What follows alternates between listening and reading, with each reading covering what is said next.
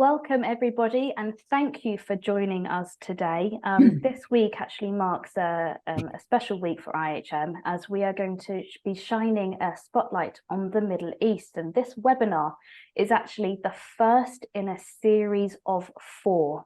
Today we are going to be focusing on the growth of boutique and lifestyle hotels.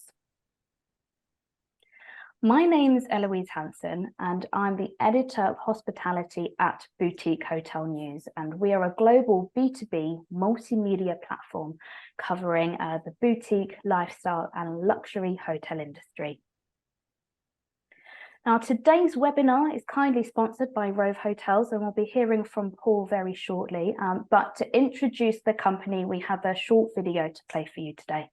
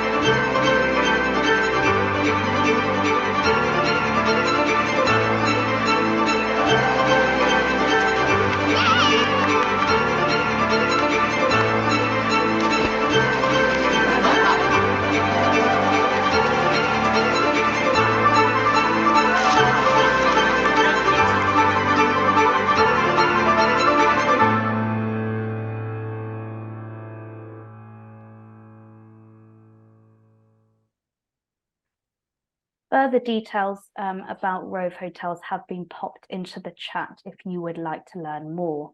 And let's hear it from the man himself, actually. Let's meet our panelist for today. And why don't we kick off with Paul? So Paul, I'm going to hand over to you for a brief introduction. Thank you. Good afternoon. Hope you can hear me okay. Okay. Good evening from Dubai. It's just after 6 o'clock here. So I'm Paul Bridger, Chief Operating Officer for Rove Hotels. Rove is a young, relatively new, exciting lifestyle hotel brand born in Dubai. We currently have 3,500 keys open.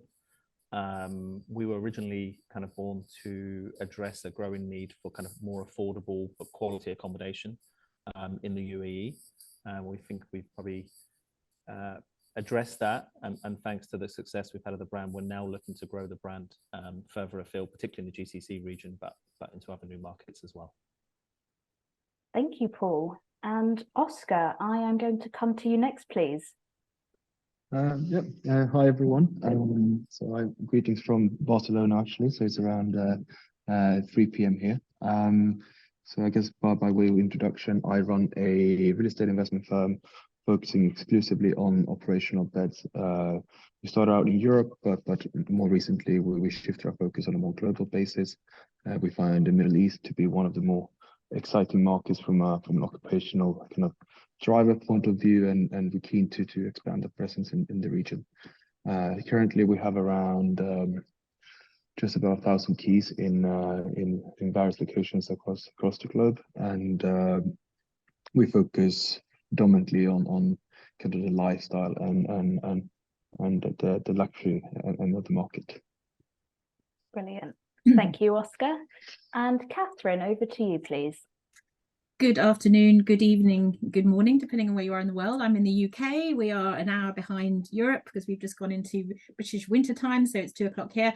I'm the commercial director for Hotstats, as you can see on the slide. I've got a little bit more information about the company and what we do, but I look after the business development team globally, as well as using the data to help the world understand what's really going on within hospitality. A bit more from me later on. Thank you, Catherine. And I'll flag here that all the LinkedIn profiles of our speakers here have been popped into the chat, and I'd encourage everybody to connect well after our webinar has been finished today. Now, to provide some context, nope, we're going to guidelines first, that's my bad. Just a brief overview, we're going to spend around 45 minutes in discussion with our panelists today, followed by some time at the end to take some questions from the audience. So I would ask everybody, if you have any questions, please submit these using the Q&A function. I will get round to asking these as and when. And as a reminder, this webinar is being recorded, and everybody that has registered will receive a copy of that recording within 48 hours. Now on to some context slides. And first of all, I want to highlight some recent boutique and lifestyle hotel openings in the Middle East, seeing as that's exactly what we're here to talk about today. So the Esso brand, which is part of Ennismore, has just opened in Dubai in September this year. And Yotel has also announced that it'll be making its debut in Neom in Oxagon by 2025. We can also see some new brands in the region will also soon be introduced. Kerzner will launch its first zero lifestyle hotel also in Dubai. An experiential lodging brand, Habitas, will also expand from 2 sites to 6, following a $400 million investment from the Saudi government. And I know Paul mentioned in his introduction there that he's looking to expand. Rove has outlined an ambitious expansion plan targeting 10,000 rooms over the next 5 years. I'm sure we'll be picking Paul's brain on this a bit later. But on the next slide, again, these are headlines that we have taken from other sources in the media. And according to Future Market Insights, the Middle East tourism market was valued at $246 billion in 2022. And over the next 10 years, that market is expected to witness a 5% growth rate and reach $400.71 billion. And that's by 2032.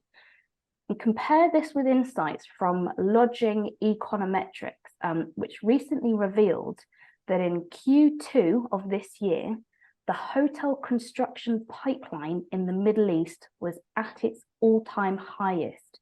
And this represents a 10% year-on-year increase in the number of projects, which brings the total pipeline to 597 projects, representing 146,521 rooms. Paul, looks like you're taking 10,000 of those. Saudi Arabia, within the region, actually leads the Middle East in the hotel construction projects pipeline. And earlier this year, the kingdom announced that $110 billion will go towards developing hotels. Now, most of these hotels actually sit within the luxury segment. And this is what actually prompted this webinar, is that we are seeing so much luxury development within the region. Where are the opportunities for boutique and lifestyle hotels to grow? So with that in mind, I am going to start today's conversation by exploring this topic by handing over to Catherine. And Catherine is actually going to provide a short presentation around the trends that are impacting the hotel sector in the Middle East. So Catherine, I'm going to hand over to you now, please. Thank you. And you can go straight on to the next slide.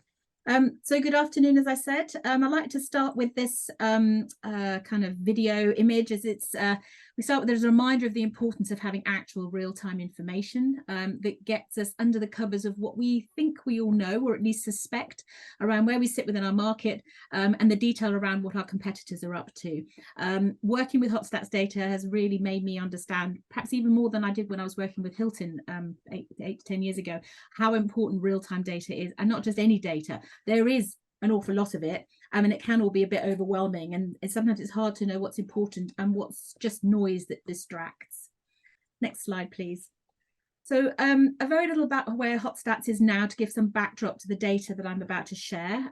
With just over 11,500 hotels globally as of last month, contributing their monthly P&L data via various secure methods. And we obviously haven't got time to go into that in detail today, but if anybody's interested, I'm very happy to have further conversations. But it's been very rapid growth in the last 2 to 3 years. We've added actually 8,500 hotels since 2018.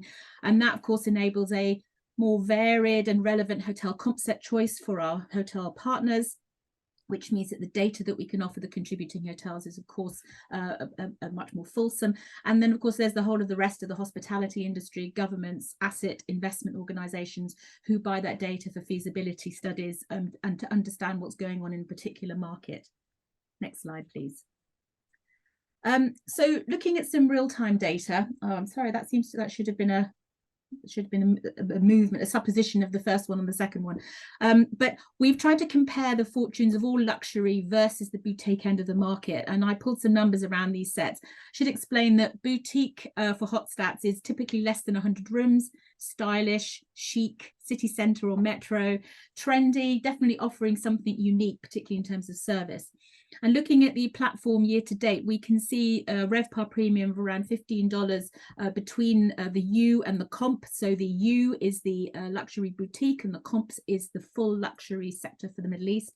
But we can also start to see a bit of a struggle to get that flow through that the overall luxury sector has, perhaps where size and spread of offer could have an impact.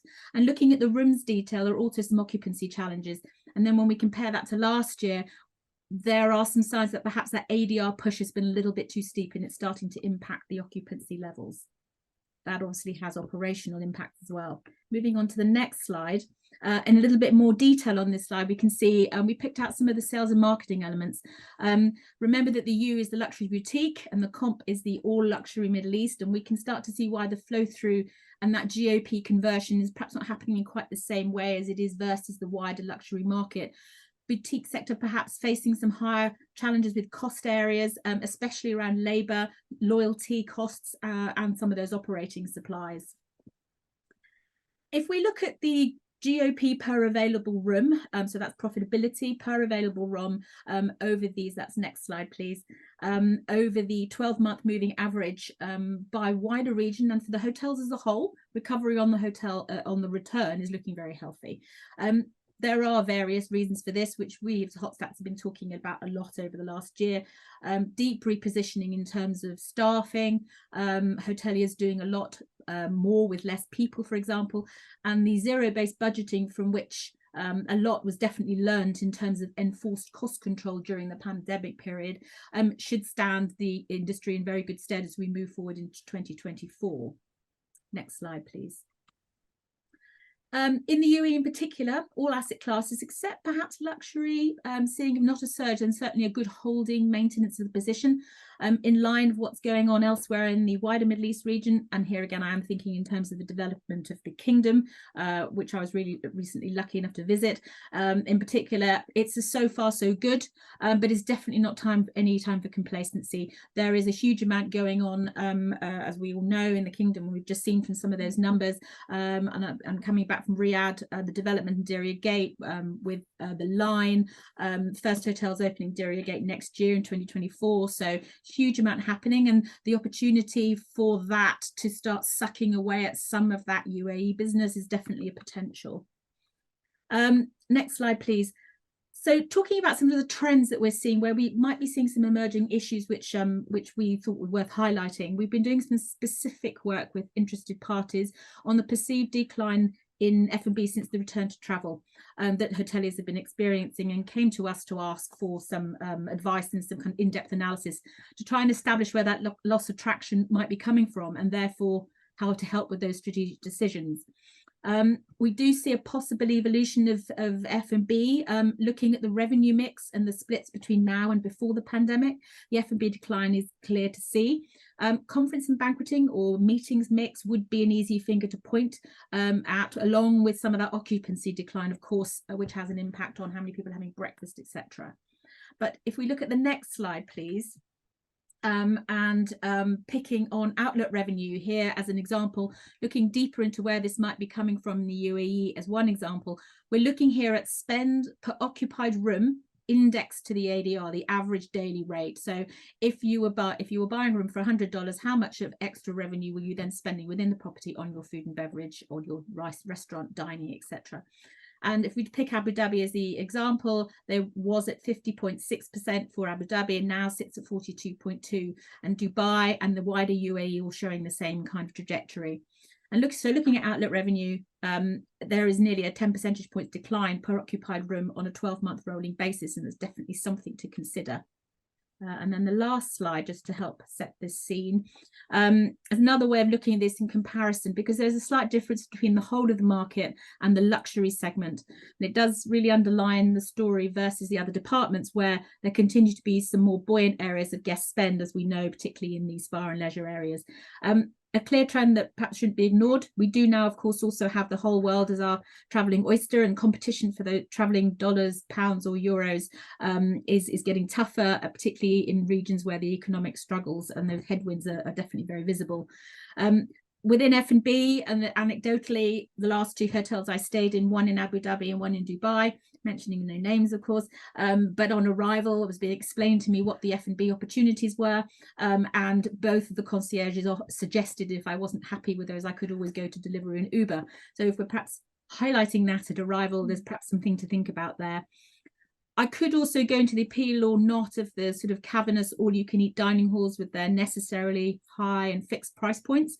And we do need to consider whether perhaps a different approach is needed to entice our guests to spend their money with us rather than elsewhere. And this perhaps gives the boutique, smaller lifestyle hotels a real opportunity, because what we were experiencing as guests is perhaps not what we want to anymore, and therefore we are perhaps spending our money elsewhere.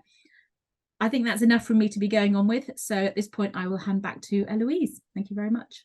Thank you, Catherine. And I find what's happening in the F&B space quite interesting, actually. If I'm not mistaken, Accor, under its Ennismore brand, actually has tried to prescribe a definition of lifestyle hotel by saying it's any hotel where F&B revenues are over 40%. So I'm glad we included those slides on F&B. And on that note, I'm going to come straight over to Paul, because I want to understand what your definition is of a lifestyle hotel. I didn't know that was an Ennismore definition, so I might have to update my one now. But I did have a thought for Catherine. I don't know how relevant this is. I hadn't seen the slides prior. I wonder if, with the changes, particularly to licensing, and the growth of independent restaurants, I wonder if that is driving some of the change in spend, because of course now, particularly in Dubai, there's a lot of, whereas before a lot of the dining was inside hotels, and I think over time, particularly the last 3 or 4 years, you see a lot more kind of independent beachfront places. I think about places like the Palm, where they're not attached or associated to a hotel.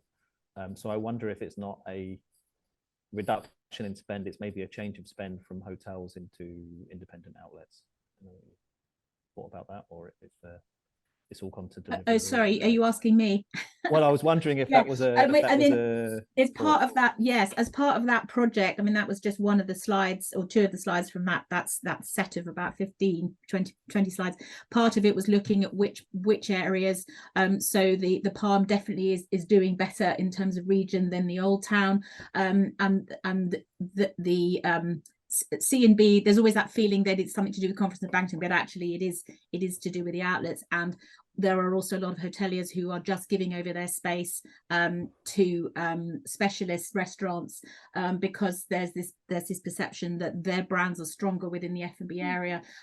There is, of course, also a staffing issue, maybe not so much in the Middle East, but certainly in other areas of the world where it is just easier to not have the responsibility and not have the worry of the staffing and the whole operation. And I'm sure that is part of the deal. The offer is just more interesting to them. On that note, I will add here that Cheval, which is a service department brand, has actually just recently outleased its F&B operations to a brand at its Dubai property. So we may see that trend. continue. Yeah. But Paul, definition of lifestyle hotel, please. So, I mean, I didn't know the earlier definition. For me, I think it's really about a hotel or brand that's focused more on the current trends and what's currently happening. I think there's probably more community focused, you know, where kind of residents of the hotel and the community are encouraged to mix, and this is kind of part of the business model. I definitely think there's an F&B element, and I think also kind of that kind of art and design feel, again, in line with current trends. Lifestyle hotels often need to be refurbished and refreshed more frequently than a more traditional hotel. So that's kind of me for my definition. I think there's a whole piece around music, scent, F&B, local experiences. I think you've put all that together. It's quite a broad definition, and I think something that people often like to hang off. But for me, I think the key thing is this locals and guests kind of mingling and not being able to separate the two when you walk into the hotel. Well, this question really spurred from when me and Catherine tried to sort of categorize how we describe a boutique and lifestyle hotel, which is what prompted the question here. And a follow-up question, actually, staying with you, Paul, for this one, is how does then the lifestyle hotel product differ in the Middle East compared to other markets and regions in the world? Yeah, so I think we're quite blessed in the Middle East in that, you know, at the moment you're seeing a lot of markets, particularly Europe, US, there's a big kind of staffing issue, et cetera, and I think you don't feel that when you go into hotels in the Middle East. I mean, I'm obviously in a lot of hotels. You go in and frankly, we're quite blessed with the level of service, the you know, the commitment of the team. Most of the team here are across the Middle East work full time in hospitality. You know, it's not kind of a mixture of a lot of part-time employees. So I think that's probably one difference. I would also say, again, I'm talking more particularly UAE, Saudi. Generally, the hotels are a bit bigger. So, you know, you'll often find, you know, the average key count, and I'm sure Catherine will have more stats than me, but the average key count generally is higher than you might see in Europe, which again allows you to have maybe more facilities, more staff, more outlets, et cetera, et cetera. So I think that's probably the biggest difference you'll see in the Middle East. And of course, a lot of the projects are new, you know, relatively new. So, you know, you don't have 50-year-old hotels in general. Thank you, Paul.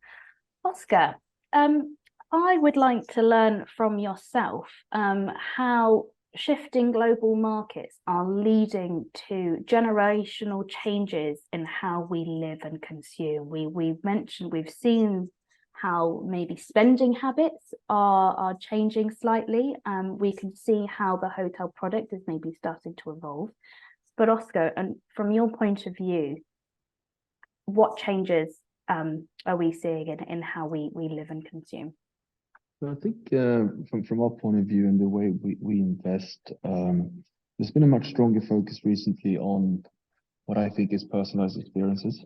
So in terms of what people are looking for when they're looking for a luxury experience, I think obviously in terms of product fit and so on, everything we look at, I mean, it needs to look the part, but it goes beyond that, right? So we have I think people are now looking for a much stronger emphasis on food and beverage. I think they're looking for what we like to call a home away from home when they stay. So I think the younger generation, especially when they're looking for a luxury experience, is no longer kind of necessarily white tablecloths and that sort of offering, right? And I think it's interesting. I didn't know that Accor actually had a definition of lifestyle hotels, but the internal kind of loose definition we've used is that you have it's basically that it can be a very big delta between your TRevPAR and your RevPAR. So just for everyone's benefit, RevPAR means your revenue per available room, and which is effectively your average room rate times your occupancy. TRevPAR is the same thing, but you look at the total revenue per guest effectively. And I think in terms of boutique hotels, I think they're just much better suited to deliver that experience, because you typically have a slightly higher employee count per bedroom. You have a much stronger weighting towards F&B covers per bedroom, and I think all of that kind of helps you deliver not just a bedroom, but we also seek to deliver best-in-class bedrooms. We're really delivering. It almost sounds a bit vague, but we're delivering a certain energy, and I think all the ancillary uses, the F&B, the common areas, how you greeted, how the check-in procedure and so on works. We have a much stronger emphasis on that than we're typically used to have, and I think historically, hotels and hoteliers, they've I think it's fair to say that we've struggled with F&B. I think only recently we started to have food and beverage that is alluring and attractive to outside I guess diners and so on. And I think one of the main reasons has been that hotels have been looking towards the beds to drive the F&B. I think with lifestyle hotels, you look towards the F&B to drive the bedrooms, and subsequently also kind of that overall hotel experience. It doesn't mean that you have to stay at the hotel and so on. So I think the way we use hotels today are very different. I think Ennismore have been a front runner in that regard with I mean, and they obviously done, and it's not so matter whether it's a luxury hotel or whether it's a kind of a more affordable offering, because they do that across the board. They do Mama Shelter, they do Glen Eagles, but it's always a very strong focus on everything that goes outside, I guess, delivering a good bedroom for your guests. So I think that's been a big shift, and I think what generations today expect is very different to what we expected maybe 20, 30 years ago. I recently moderated a conversation around whether hoteliers should outsource their F&B or not. And there were very different viewpoints on this, in that the restaurant, in order to create that community environment that, Paul, you were talking about, it needs to have its own standalone look and feel. Whereas others argued that that doesn't necessarily need to be the case, because it also needs to align with the brand of your hotel, and that there needs to be some synergies between the two brands. And in terms of mirroring the room revenue with F&B revenue and bringing that closer together, the greatest opportunity was highlighted in upselling, which maybe points to the use of tech and how generational changes and attitudes towards tech excuse me, are maybe influencing that adoption. Paul, can I come back to you and ask what guests are actually looking for in their accommodation choices? I mean, we saw in that video that Rove has certainly diversified its revenue stream and included all sorts of cool and funky happenings at its properties. But also, what impact is that having on your marketing and how you're actually trying to distribute your inventory and its experiences? So I think, touching on Oscar's point, I think it's no longer, regardless of what category you're in, it's no longer just good enough to do the basics really well. I think you've got to have, some additional touches in there. And I think, that, of course, all the other aspects that people are looking for today, whether it be around sustainability. Interestingly, we've made some changes this year, and it's amazing the amount of repeat guests that we have that come and comment and notice the sustainability. And now it's gone the other way, whereas people will go online and check our pages and do the research before they come. So it's kind of come to it used to be, oh, this was nice to have, even we booked anyway. And now it's moved to, we're going to check before we book. So I think, just touching, I think it's really important that you're really transparent in your branding and your messaging about what you stand for, and you're actively involved in the community and various events. I think, again, regardless of your category, it's important to have a local connection and be clear about what that connection is, and have those events and those experiences available to guests. And how does that change your distribution? I think it's really important to make sure all touch points that you're talking about this, and this isn't just hey, I need to have it on my booking engine or whatever. You need to make sure for your communications and other areas that your brand messaging is really clear. And I think, you've seen, we talked about Ennismore, and they're doing a great job. And I think people are looking for more now than just a great room with a really clean shower and great Wi-Fi and all this stuff. So it's kind of almost a given, although a lot of hotels, particularly with the staffing challenges that we're seeing, a lot of markets don't, are struggling sometimes to deliver that. But I think generally people are looking for something a bit different and a bit more culturally relevant to them. Can I ask, who are your guests, Paul? As in, where are they travelling from? And I'm going to blend this with a question from the audience in that, do guests have different requirements and experience due to cultural differences, i.e. from the East and from the West? So, I mean, we've got quite a few rooms in the UAE, so our mix matches very similar to the overall, people with the overall mix that kind of Dubai and the UAE see coming in. Our top markets would be GCC markets, particularly Saudi and Oman. We see a lot of Indian guests into the UAE, Northern Europe, particularly the UK. We pre-pandemic 2019, there was a very growing mix of Chinese travelers, which have started to come back. They're not back, it's certainly in our hotels to the same levels, but we're starting to see airlift into the UAE picking up from China, and we're expecting Q4 for this to kind of continue to grow. And the second part of the question was around different expectations for different guests. Yeah, it's very interesting because we have a real mix, a mix of guests. We have a lot of CIS guests across particularly our beach property and maybe our downtown property.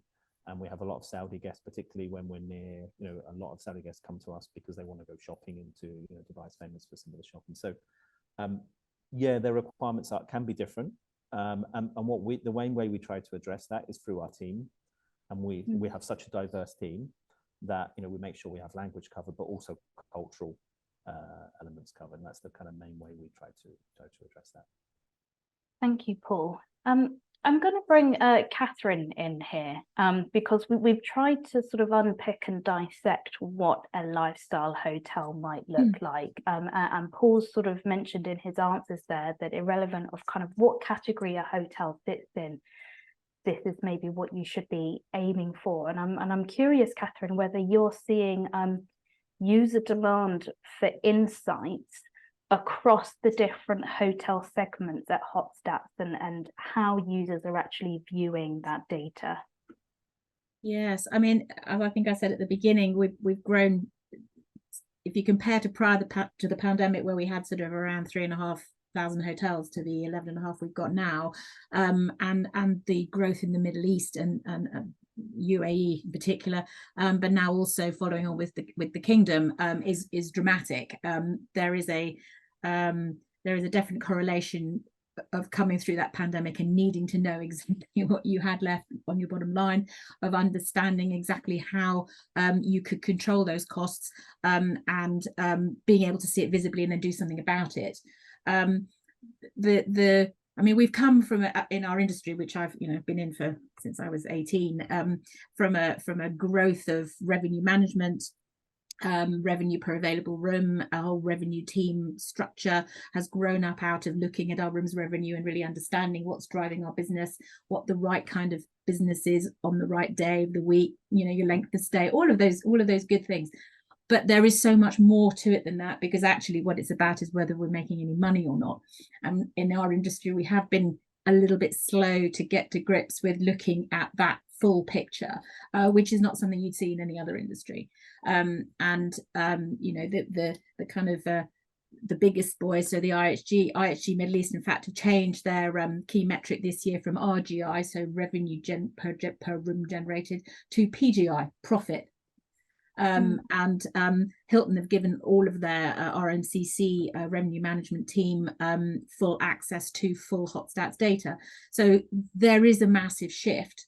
For the independent hotelier, for the smaller groups, it's crucial, if never before, that all teams within hotels have access to not just understanding what their budget is, what they're trying to achieve, but how much revenue is coming in, and then what their cost lines look like. Because if there is a discrepancy there and nobody actually who's, the guys that are at the sharp end, they are the ones that really need to know, as much as anybody else, exactly what can be done to mitigate times when perhaps revenue isn't as great, or it hasn't come in quite the same way, as well as how to drive the revenue that they are getting and the revenue that they want to achieve. So yeah, I mean, understanding and having access to knowing what you're doing, how it's working for you, what's happening around you in your competitive set and in the wider region, to understand those trends from a head office point of view, is absolutely crucial, and that's definitely what's driving the numbers. Sure. Yeah, thank you, Catherine. Oscar, let's bring you back in here, and I want to understand from your sort of investor perspective, what the value proposition is of boutique and lifestyle hotels in the Middle East. And we've touched on quite a few different, I suppose, metrics and ideas here. But what's your viewpoint on this? So I think obviously historically, and the Middle East has a very strong kind of general culture of hospitality, and that goes beyond the hotel industry itself. I think maybe historically you haven't quite seen that kind of surge of boutique hotels in the region, but my view very much is that overall culture is very well aligned with the boutique and lifestyle hotel concept. So I think in terms of value proposition, I think yeah, the region is very well placed. I think just thinking beyond the Middle East in isolation, I think is a trend you see across the globe. I think that focus on personalized services is not confined to the Middle East. I think it's a global phenomenon that regardless of where you are in the world, it's on the rise, and it's on the rise for the right reasons. I believe it's here to stay. I think at least what we see is people are now. There's almost an element of bifurcation, right? You do see these very large hotels that offer effectively everything under the sun in terms of amenities and so on. But I think everything but at the same time, we see a very strong demand for your more personalized, your more kind of unique offerings. My concern is effectively, I think what will struggle going forward in terms of proposition, how the hotels position themselves, is everything that comes in between. And I think so yeah, I think the Middle East is well placed, and but I don't think it's confined to the Middle East. I think it's something you'll see, if not across the whole world, certainly across a large part of the world. And staying with you, Oscar, we saw earlier, for example, that Saudi has really invested a ton of money into its hotel development pipeline. Have you identified any regional markets for investment where the boutique and lifestyle product could work really well?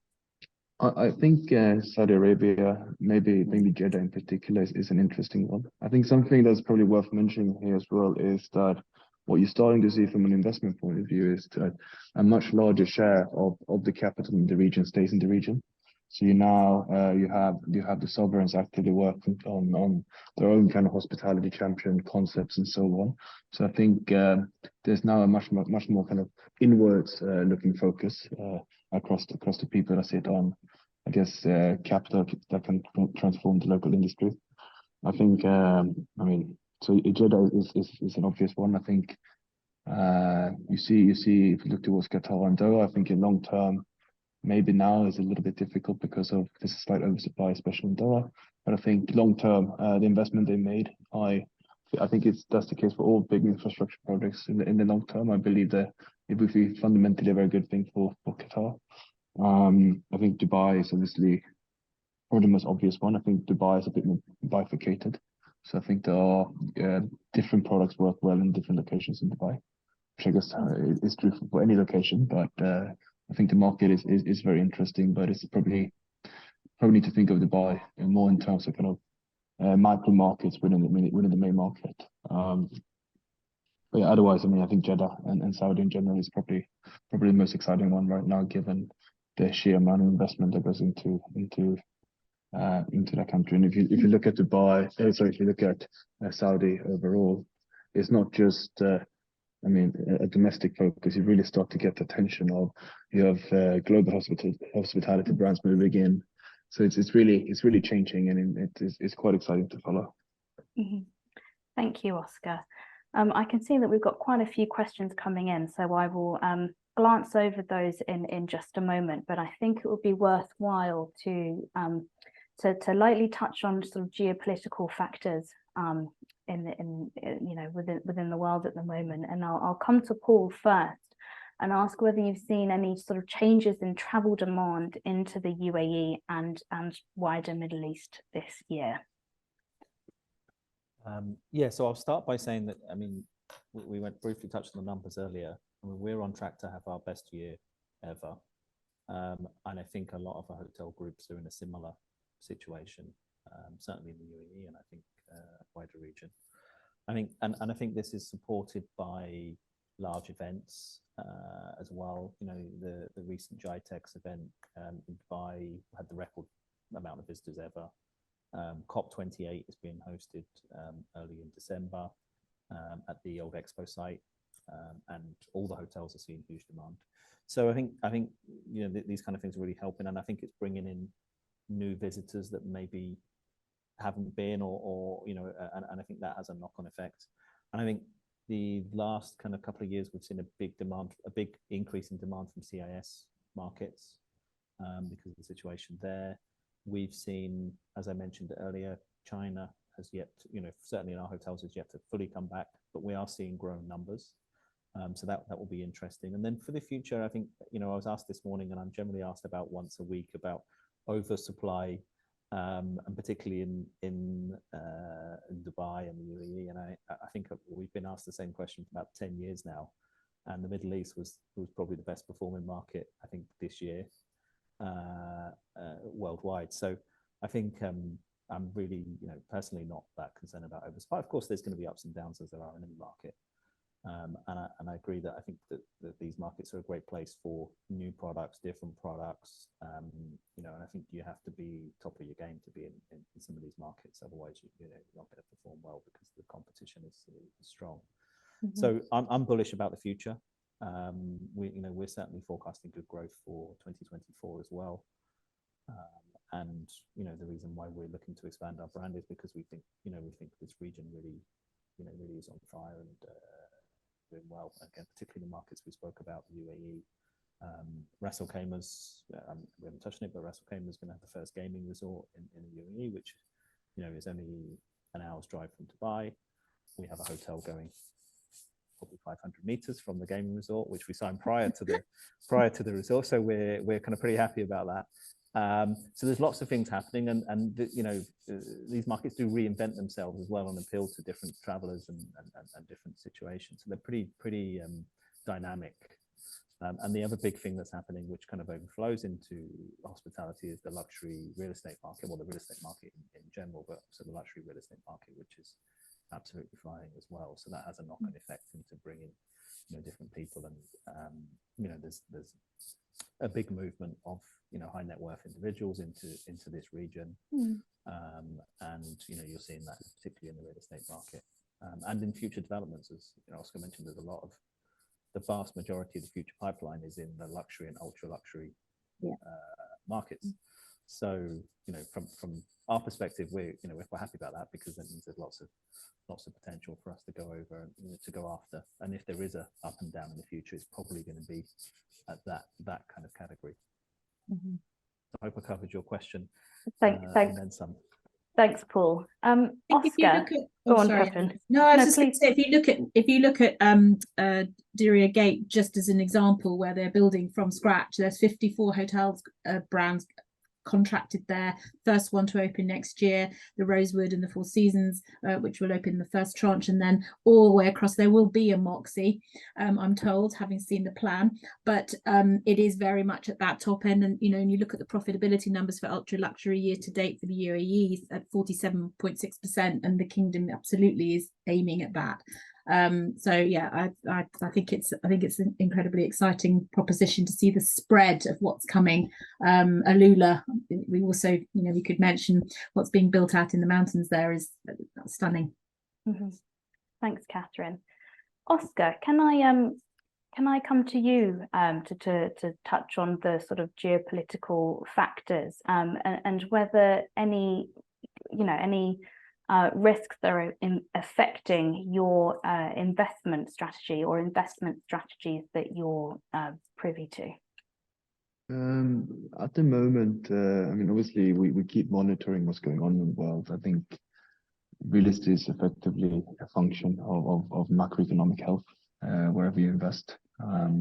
So it does make you quite sensitive to, I guess, macroeconomic movements. I think right now, I mean, the Middle East has actually probably benefited from what you've seen in the past few years. I think COVID was a big, I guess, if you can call it a big benefit, but a big driver of demand in Dubai, for instance. I think obviously, given what's happening in Europe, there's been an increase in demand for the Middle East from certain groups of clientele. So whilst we keep monitoring it on a weekly basis for the time being, my view at least is that from an occupational demand point of view, Middle East has certainly benefited at this point in time. But it's something we continue monitoring, and it's a very, very complicated assessment you have to make. But for the time being, yeah, we haven't really made any changes in our investment analysis and our kind of investment processes. One more question for you, Oscar, before we take some questions from the audience. It's occurred to me that we've only really lightly touched on sustainability, which Paul mentioned, and how the ESG agenda is actually affecting development. I mean, we've seen how much of these developments are new build, and I would imagine if most are in the luxury end, the cost per key must be pretty eye-watering. So, Oscar, how is the ESG agenda being considered within sort of development strategies, investment strategies, and are you seeing that the Middle East are, on the front foot with stuff like this? I think if you look at ESG, I think you have to kind of separate it into two categories. One is, or actually three categories. One is the kind of environmental side of things. Obviously, as living human beings, we all have a responsibility to look after our planet. But I think as an investor, putting my investor hat on, I think there are really two things you need to focus on. A is the kind of what demand drivers do you have behind your hotels. I think having an energy ESG efficient building is certainly something that increases the appeal to certain groups of guests. But secondly, I really think you need to look at the investment market side of things, where I fundamentally think that there's a strong commercial narrative behind why you want to implement best-in-class ESG initiatives, because at the end of the day, I think you're going to command a higher price per key for a good ESG building relative to a building that is otherwise comparable, but doesn't have those, I guess, ESG aspects, or doesn't benefit from those ESG aspects. I think in the Middle East, obviously, look at NEOM, it's clearly transformational, and so I think once again it's a little bit bifurcated. I think it's more important to some groups than others, but I definitely think you're seeing a shift towards putting in place best-in-class ESG initiatives and so on. And but once again, this is maybe safe for some parts of Asia. I think this is really something that holds true across the globe. Thanks, Oscar. If I could add something to Please.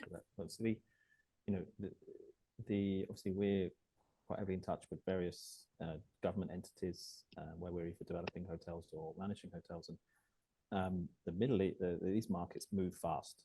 So we're very, what's the word? We're quite compliant. So Dubai or UAE or one of these markets launches a new standard, you see quick adoption. And I think one of the successes after COVID was that, and during COVID was that we, the local population, the hoteliers worked as one team or one system to quickly adopt best practices. And I think what we've seen now with sustainability is the same things happening. So the local government's talking about this, particularly in operations, and it's also flowing into development. And hotel chains, I would argue, are one of the faster moving people out, we're in the Middle East, one of the faster moving categories. And I think, we all of our hotels in the last couple of months have had local government inspections asking for very detailed sustainability plans. This is really top of the agenda. So I think you will see, okay, maybe we're coming from a point where we could have been better a few years ago. I think you'll see really fast traction in this, and I think this will probably arguably be a market leading destination for these practices. Staying with you, Paul. Oh no, go on, Oscar. No, Paul, I said I couldn't agree more. I think as well, in terms of one of the good and annoying things about hospitality is that you're not really dealing with leases, right? You're letting your rooms on a daily basis, which means that you need to keep your ear to the ground. You need to cater for whatever the guest is demanding at that point in time. So and I think that's one of the main reasons why when you see these shifts in hospitality, they tend to take place very quickly. I mean, if you compare hospitality as an asset class versus other real estate classes, such as, let's just take office leases, logistics, and so on, those asset classes within real estate typically sit on leases. So then which means that I think your guest is your harshest critic. So if you don't deliver a product that the guest wants, there is so much competition in this world, so they can easily go somewhere else. You have real commercial drivers that force you, or I guess incentivize you to move at pace. And if I could just add there that the Middle East has a unique opportunity in the sense that there is so much new building starting from scratch in the way that Europe doesn't have. And one of the biggest issues that hoteliers have got is that there are so many different platforms. There's LEED and BREEAM and CREAM and the Sustainability Alliance, the Global Sustainability Alliance. We are kind of working with them to try, along with the USALI 12th edition, which is the kind of Bible for how all of this stuff gets measured, is to come up with a measurement base that everybody can buy into and get on board with, because post 2025 and 2030, when the law changes and what a building is worth in the future is all about how much of this ESG sustainability credentials, carbon sequestration, etc., how much of that can be demonstrated as having been thought about.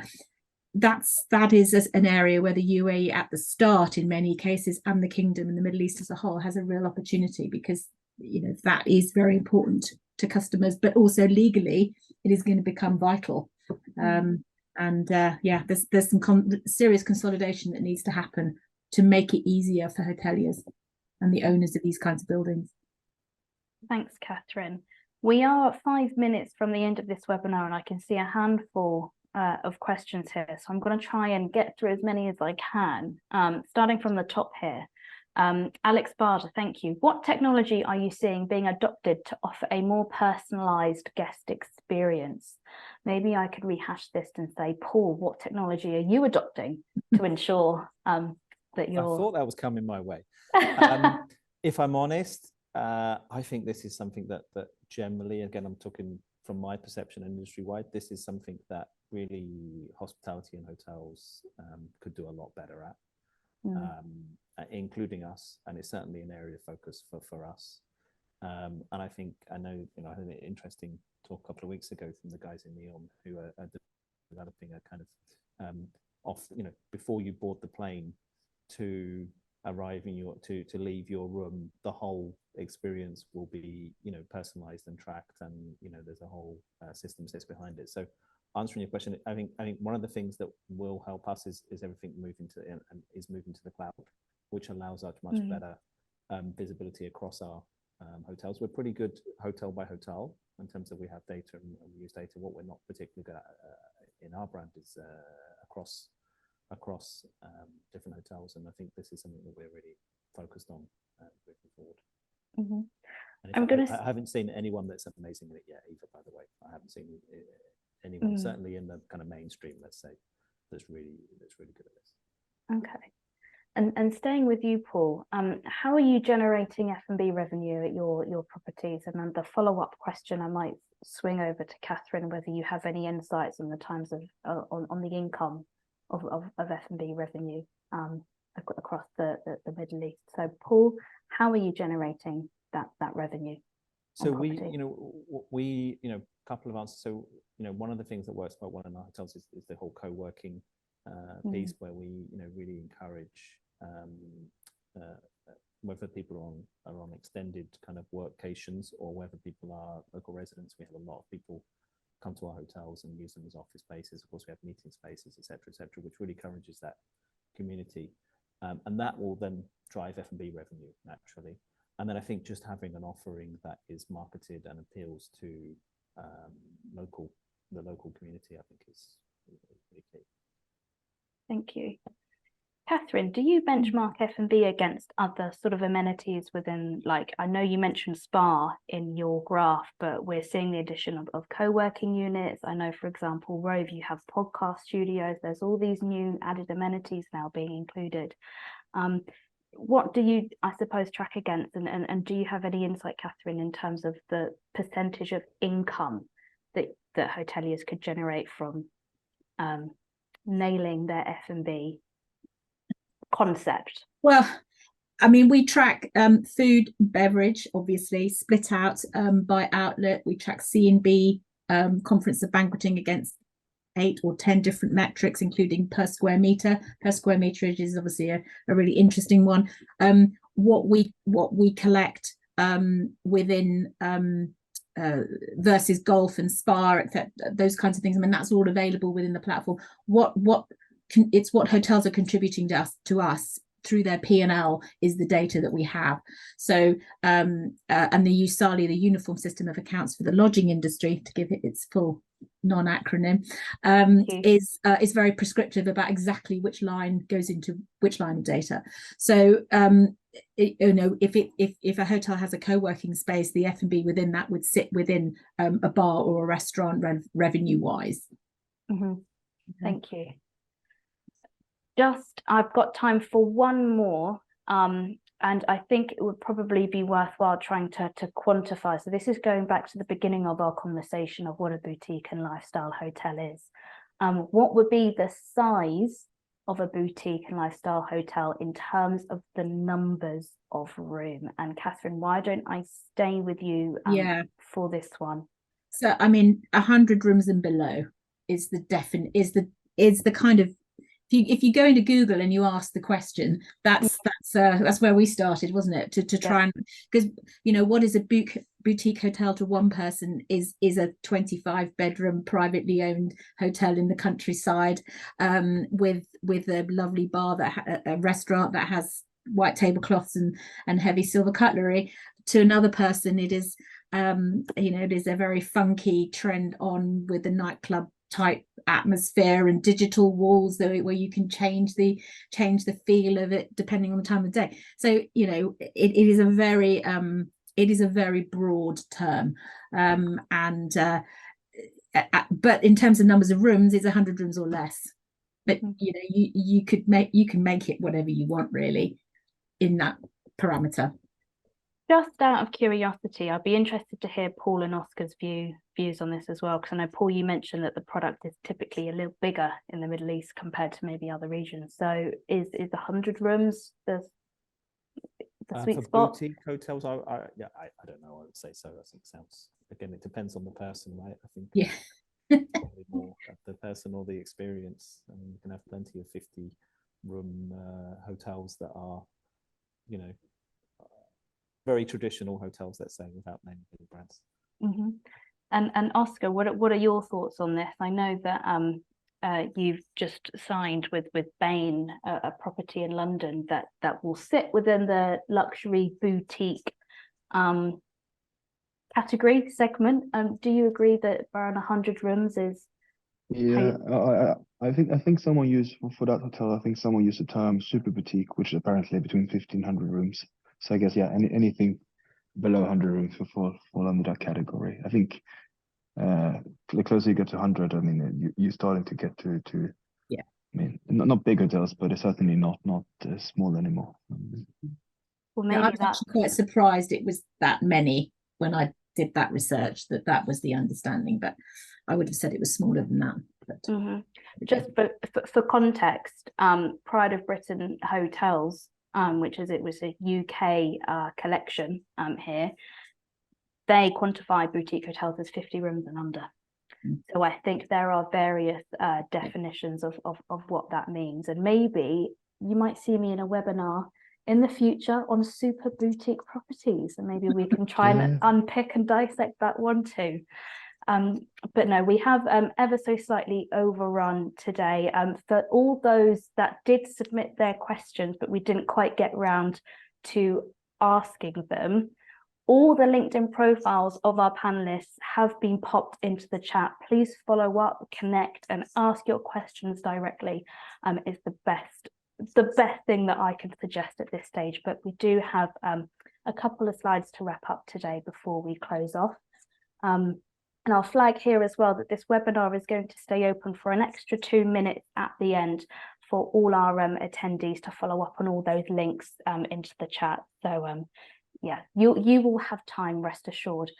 But I mentioned at the beginning that this is the first webinar in a series this week, and each day we're shining the spotlight on a different asset class. So tomorrow we're looking at short-term rentals in the Middle East.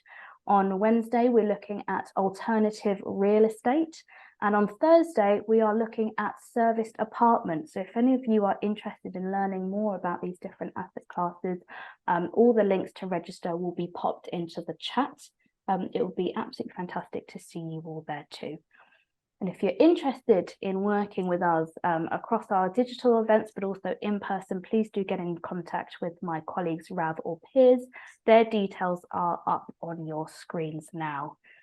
But thank you to Oscar, to Paul, to Catherine for your insights. Thank you to Rove for sponsoring. It's been a really insightful conversation today.